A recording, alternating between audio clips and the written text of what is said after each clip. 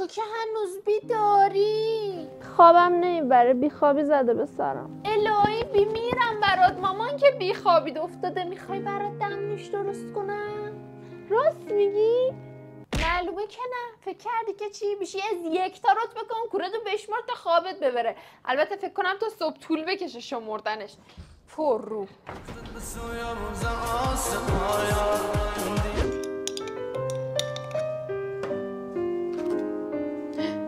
مامان نونه کپک زده.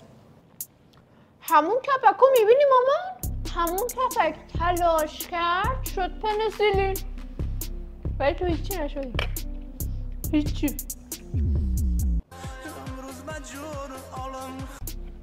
هیچی.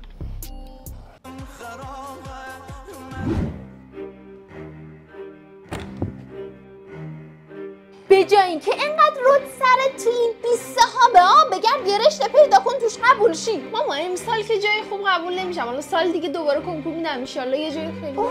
یه سال دیگه. میدونی چیه؟ به نظرم باید برای این 4 سالی که کنکور دادی به لیسانسی کنکور بدن. یا مثلا چرا بازنشسته کنکورت نمیکنن؟ فکر خوبیه.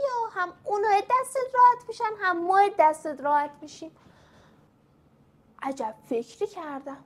به کجا باید زنگ بزنم این پیشنهادو بدم؟ میگم ما مرد به نظرت به کجا باید زنگ بزنم بگم اینو بازنشسته کنکورش شاید بتوانم به کمک برادرزادم برای چند روز موزه. این سریال هست که بابا خدای خسته نشدی اینقدر این سریال رو نگاه کردی؟ فکر کنم در اون کوچه بس کوچه های کوفه رو یاد گرفته باشی یا حس نمی کنی به عنوان کسی که 4 بار کنکور داده یه سر زیادی داری حرف بزنی؟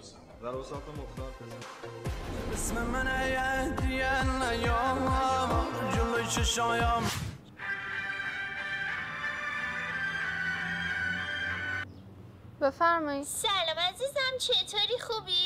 سلام، خوبین؟ مرسی، قربان شما. شنیدم رتبه‌های کنکور اومده، گفتم سریع بهت زنگ بزنم ببینم چی شد، چیکار کردی این دفعه؟ قبول شدی؟ الو.